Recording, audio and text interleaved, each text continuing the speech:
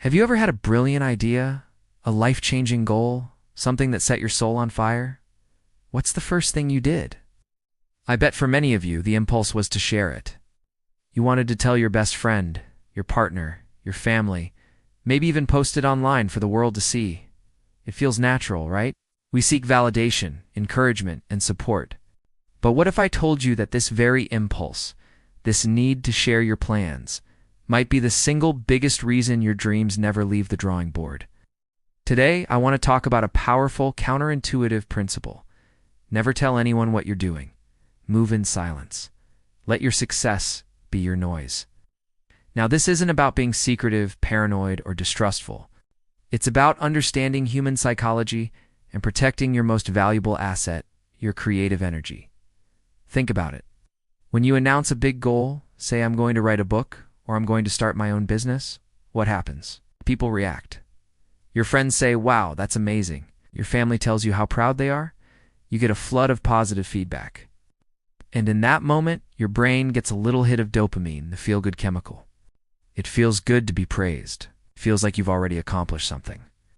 Psychologists call this a social reality. By talking about your goal, your brain is tricked into feeling a sense of premature completion.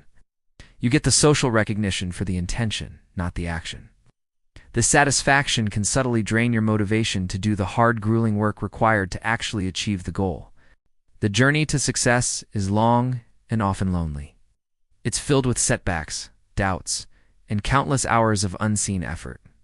If you've already cashed in on the social reward up front, will you still have the drive to push through when things get tough? There's another side to this coin too. Not everyone will be your cheerleader. When you share your dreams, you open yourself up to the opinions, fears, and limitations of others. Some people, even those who love you, might project their own insecurities onto you. They'll say things like, "Are you sure that's a good idea? It sounds really risky." Or "Don't you think you should play it safe?" So many people fail at that. Their concern is often just a reflection of their own fear of failure. Their words meant to protect you can plant seeds of doubt that choke your ambition before it even has a chance to sprout. Then you have the unintentional dream killers, subtle naysayers.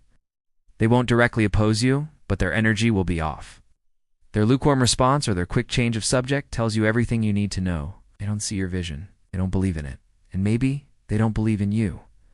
This negativity, however subtle, is toxic. It seeps into your subconscious and chips away at your confidence. Why would you willingly expose your fragile, newborn idea to that kind of environment? Seed needs the right conditions to grow. Your dream is no different. Protect it.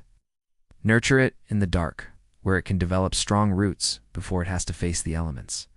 The world doesn't need to know your plans. It needs to see your results. Imagine the power of surprising everyone, including yourself, with what you're capable of.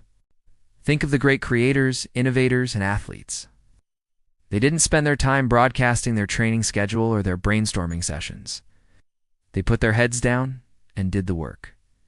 They obsessed over their craft in private. They faced their demons alone. They showed up day after day, not for the applause, but for the love of the process. The world only saw the final product, the masterpiece, the championship, the breakthrough. The applause came after the victory, not before. This is the mindset you need to adopt. Fall in love with the process, not the praise. Find validation in your own progress, not in the opinions of others. Your journey is yours alone. Okay, your timetable, your methods, your vision, they are unique to you. And when you work in silence, you're not distracted by outside noise. You can truly listen to your own intuition. You have the freedom to experiment, to fail, and to pivot without having to explain yourself to a committee of onlookers.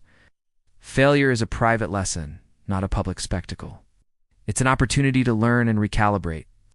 When you've announced your every move, the fear of public failure can be paralyzing. It can make you afraid to take the very risks that are necessary for growth. So how do you do this? How do you resist that urge to share? First, find a different outlet for that energy. When you feel the excitement bubbling up, instead of picking up the phone, pick up a pen. Write down your plan in a journal. Flesh out the details.